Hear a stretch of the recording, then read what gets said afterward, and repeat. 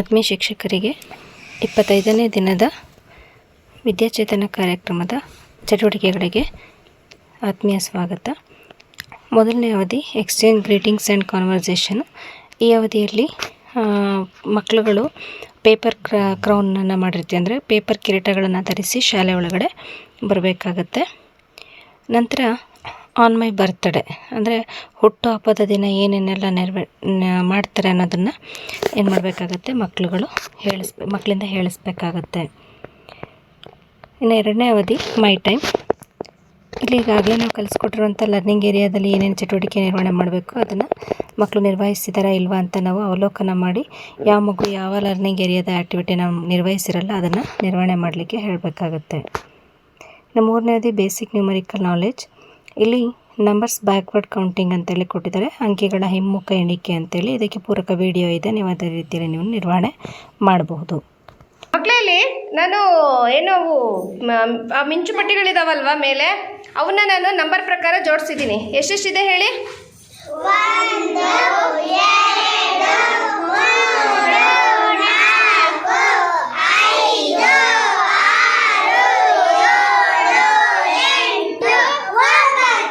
9 ಇದೆ ಅಲ್ಲ? ಎಸ್. ಇವಾಗ ಅಲ್ಲಿ ನಂಬರ್ ಇರೋಂಥ ಮಿಂಚು ಪಟ್ಟಿಗಳನ್ನ ಇಟ್ಟಿದ್ದೀನಿ ಅಲ್ವಾ? ಈಗ ಯಾವುದಾದ್ರ ಮುಂದೆ ಯಾವ್ದಾವ್ದು ನಂಬರ್ ಬರುತ್ತೆ. ಈಗ 1ರ ಮುಂದೆ 1ಅನ್ನು ತೊಗೊಂಡೋಗಿಡ್ಬೇಕು, 2ರ ಮುಂದೆ 2 ಇಡಬೇಕು. ಹಾಂ, ಆ ರೀತಿ ಇಡಿ, ಅದನ್ನು ಜೋಡಿಸಿ. 9 8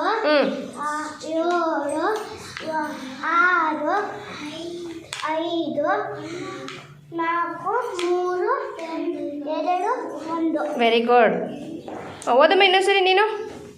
9 8 7 6 5 4 3 2 1. Very good. ಅಲ್ಲಿ ಸಂಖ್ಯೆ ಮಿಂಚು ಪಟ್ಟಿ ಎಷ್ಟಿದಾವೋ ಅಷ್ಟೇ ವಸ್ತುಗಳನ್ನ ಅಲ್ಲಿ ನಾನು ಇಟ್ಟಿದ್ದೀನಿ, ಗುಂಪು ಮಾಡಿ ಇಟ್ಟಿದ್ದೀನಿ ಅಲ್ವಾ? ಹಾಂ, ಓಕೆ. 4ನೇ ಅವಧಿ ಕ್ರಿಯೇಟಿವ್ ಆರ್ಟ್ಸ್. ಇಲ್ಲಿ ಸ್ಯಾಂಡ್ ರೈಟಿಂಗ್ ಅಂತ ಕೊಟ್ಟಿದ್ದಾರೆ, ಅಂದರೆ ಮರಳಿನ ಮೇಲೆ ಅಕ್ಷರಗಳನ್ನು, ಅಂದರೆ ಇಂಗ್ಲೀಷ್ ಅಕ್ಷರಗಳನ್ನು ಬರೆಸ್ಬೇಕು. ತದನಂತರ ಅದರ ಮೇಲೆ ಹುಣಸೆ ಬೀಜ ಇರ್ಬೋದು ಅಥವಾ ನಿಮ್ಮಲ್ಲಿ ಅವೈಲೇಬಲ್ ಇರುವಂತಹ ಸಣ್ಣ ಸಣ್ಣ ವಸ್ತುಗಳನ್ನ ಅದರ ಮೇಲೆ ಜೋಡಿಸೋದಿರ್ಬೋದು, ಅಥವಾ ನಲಿಕಲಿಗೆ ಸಂಬಂಧಪಟ್ಟಂತೆ ಏನು ರಬ್ಬರ್ ಅಕ್ಷರಗಳಿದೆಯಲ್ಲ ಅವುಗಳನ್ನು ಕೂಡ ಅದರ ಮೇಲೆ ಇಡಿಸೋ ರೀತಿಯಲ್ಲಿ ನೀವು ಆ್ಯಕ್ಟಿವಿಟಿಯನ್ನು ನಿರ್ವಹಣೆ ಮಾಡಬೇಕಾಗತ್ತೆ. 5ನೇ ಅವಧಿ ಲ್ಯಾಂಗ್ವೇಜ್ ಡೆವಲಪ್ಮೆಂಟ್. ಇದಕ್ಕೆ ಸಂಬಂಧಪಟ್ಟಂತೆ ಐಡೆಂಟಿಫೈ ದ ಮಿಡಲ್ ಲೆಟರ್ ಅಂತೇಳಿ ಕೊಟ್ಟಿದ್ದಾರೆ. ಇಲ್ಲಿ ನೀವು ಫ್ಲ್ಯಾಶ್ ಕಾರ್ಡ್ಸ್ಗಳನ್ನ ಬಳಸ್ಕೋಬೋದು, ಅಥವಾ ಬ್ಲ್ಯಾಕ್ ಬೋರ್ಡಲ್ಲಿ ನೀವು 3 ಅಕ್ಷರಗಳ ಇಂಗ್ಲೀಷ್ ಪದಗಳನ್ನು ಬರೆದು ಅದರಲ್ಲಿ ಮಧ್ಯದ ಲೆಟರನ್ನು ಗುರುತಿಸೋ ರೀತಿಯಲ್ಲಿ ನಾವು ಹೇಳ್ಕೊಡ್ಬೇಕಾಗತ್ತೆ. ಅಲ್ಲಿ ಇನ್ನೊಂದು ಕೊಟ್ಟಿದ್ದಾರೆ ನೋಡಿ, display the words return on the flash card, make the children to sit in a circle and introduce the vowels, learn to identify the letter in the middle of a word. ಅಂದರೆ ಇಲ್ಲಿ ವೊವೆಲ್ಸನ್ನು ಪರಿಚಯ ಮಾಡಿಕೊಡೋಂಥ ಕೆಲವೊಂದು ಪದಗಳಿದ್ದಾವೆ, ಅವುಗಳನ್ನೇ ನೀವು ಬರೆದು ಬೇಕಾದ್ರೆ ಪರಿಚಯ ಮಾಡ್ಬೋದು. ಇಲ್ಲಿ ಫ್ಲ್ಯಾಶ್ ಕಾರ್ಡ್ಸಾರು ಯೂಸ್ ಮಾಡ್ಬೋದು, ಅಥವಾ ಬ್ಲ್ಯಾಕ್ ಬೋರ್ಡಲ್ಲಿ ಬರೆದಾದರೂ ಕೂಡ ನಾವು ಮಕ್ಕಳಿಗೆ ಮಿಡಲ್ ಲೆಟರನ್ನು ಐಡೆಂಟಿಫೈ ಮಾಡೋದನ್ನು ಹೇಳ್ಕೊಡ್ಬೇಕಾಗುತ್ತೆ. 6ನೇ ಅವಧಿ ಔಟ್ಡೋರ್ ಗೇಮ್ಸ್. ಇಲ್ಲಿ ಸ್ಟೇಬಲ್ ಈಕ್ವಿಲಿಬ್ರಿಯಮ್ ಅಂತ ಕೊಟ್ಟಿದ್ದಾರೆ, ಅಂದರೆ ಸ್ಥಿರ ಸಮತೋಲನ ಅಂತೇಳಿ. ಅಂದರೆ ಇದಕ್ಕೆ ಸಂಬಂಧಪಟ್ಟಂತೆ ಪೂರಕ ವಿಡಿಯೋ ಇದೆ, ನೀವು ಅದೇ ರೀತಿಯಲ್ಲಿ ನಿರ್ವಹಣೆ ಮಾಡ್ಬೋದು.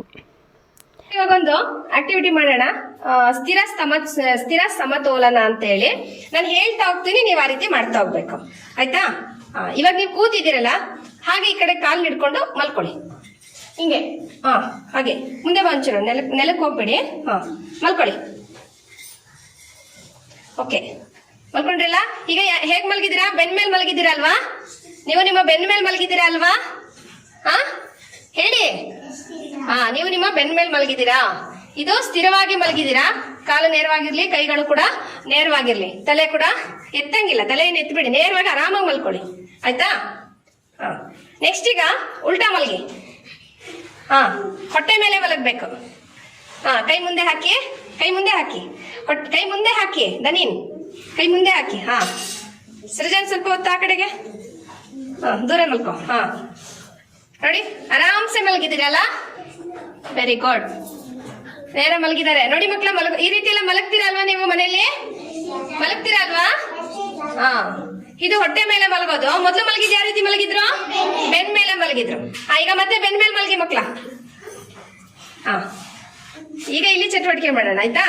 ಹಾ, ಕಾಲನ್ನ ಎರಡೂ ಕೈಯನ್ನ ನೇರವಾಗಿ ಎತ್ತಿ ನೇರವಾಗಿ ಎತ್ತಿ.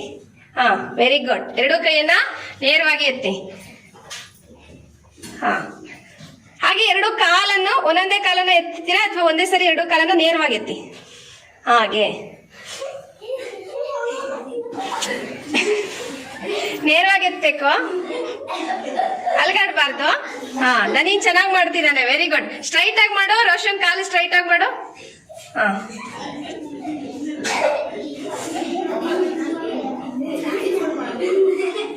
ಓಕೆ ಬಿಡಿ, ಎದೊಳ್ಳಿಕ್ಕೆ ಹೇಳಿಲ್ಲ ಬಿಡಿ ಅಷ್ಟೇ. ಕಾಲು ಕೈ ಎರಡನ್ನೂ ಬಿಡಿ. ಸೃಜನ್, ಕಾಲು ಕೈ ಎರಡನ್ನೂ ಬಿಡು, ನೇರವಾಗಿ ಮಲ್ಕೊಳ್ಳಿ. ಹಾ, ಇದೇ ರೀತಿ ಚಟುವಟಿಕೆಯನ್ನ ನೀವು ಮನೆಯಲ್ಲಿ ಮಾಡ್ಬೇಕು, ಆಯ್ತಾ? ಮನೆಯಲ್ಲಿ ಇದೇ ರೀತಿ ಚಟುವಟಿಕೆಗಳನ್ನ ಮಾಡಿ ಕೈಯನ್ನ ನೇರವಾಗಿ ಎತ್ತಬೇಕು, ಹಾಗೆ ಕಾಲನ್ನು ಕೂಡ ನೇರವಾಗಿ ಎತ್ತಲಿಕ್ಕೆ ಟ್ರೈ ಮಾಡಿ. ಅಕಸ್ಮಾತ್ ನಿಮ್ಗೆ ಕಾಲು ನೇರವಾಗಿ ಎತ್ತಿ ಅದು ಅಲಗಾಡುತ್ತೆ ಅನ್ನೋದಾದ್ರೆ ಗೋಡೆ ಪಕ್ಕ ಹೋಗಿ ಗೋಡೆಗೆ ಒರಗಿಸಿ ಕಾಲನ್ನ ನೇರವಾಗಿ ಏನ್ ಮಾಡ್ಬೇಕು, ಇಡೋದನ್ನ ಅಭ್ಯಾಸ ಮಾಡ್ಕೋಬೇಕು, ಆಯ್ತಾ? ಓಕೆನಾ? 7ನೇ ಒಂದು ಅವಧಿ ಸ್ಟೋರಿ ಟೈಮ್. ಇಲ್ಲಿ camel and fox story telling ಅಂತೇಳಿ ಕೊಟ್ಟಿದ್ದಾರೆ. ಒಂಟೆ ಮತ್ತು ನರಿಯ ಕಥೆಯನ್ನು ಇಲ್ಲಿ ಹೇಳ್ಕೊಡ್ಬೇಕಾಗತ್ತೆ. ಸಂಬಂಧಪಟ್ಟಂತಹ ಸಾಹಿತ್ಯ ನಿಮಗೆ ನಿಮ್ಮಲ್ಲಿ ವಿದ್ಯಾಪ್ರವೇಶ ಟೆಕ್ಸ್ಟ್ ಬುಕ್ ಕೈಪಿಡಿ ಇತ್ತು ಅಂದರೆ ಅದರಲ್ಲಿ ಸಿಗುತ್ತೆ. ನೀವು ಅದರಲ್ಲಿ ನೋಡಿಕೊಂಡು ನಿರ್ವಹಣೆ ಮಾಡಬೇಕಾಗತ್ತೆ. ಇನ್ನು ಕೊನೆಯ ಅವಧಿ ಸಿ ಯು ಅಗೇನ್. ಇದಕ್ಕೆ ಸಂಬಂಧಪಟ್ಟಂತೆ 7 ಅವಧಿಗಳಲ್ಲಿ ನಿರ್ವಹಣೆ ಮಾಡಿದಂಥ ಚಟುವಟಿಕೆಗಳನ್ನು ಮತ್ತೊಮ್ಮೆ ರಿಕಾಲ್ ಮಾಡಬೇಕಾಗತ್ತೆ. ಜೊತೆಗೆ ಏನಾದ್ರು ಹೋಮ್ವರ್ಕ್ ಇದ್ದರೆ ಕೊಡಬೇಕಾಗತ್ತೆ. ಮತ್ತು ನೆಕ್ಸ್ಟ್ ಡೇ ಪ್ಲ್ಯಾನಿಂಗ್ ಏನಿದೆಯೋ ಅದನ್ನು ನಿರ್ವಹಣೆ ಮಾಡಬೇಕಾಗತ್ತೆ. ಇದಿಷ್ಟು 25ನೇ ದಿನದ ಒಂದು ವಿದ್ಯಾಚೇತನಕ್ಕೆ ಸಂಬಂಧಪಟ್ಟಂಥ ಚಟುವಟಿಕೆಗಳ ವಿವರ. ಧನ್ಯವಾದಗಳು.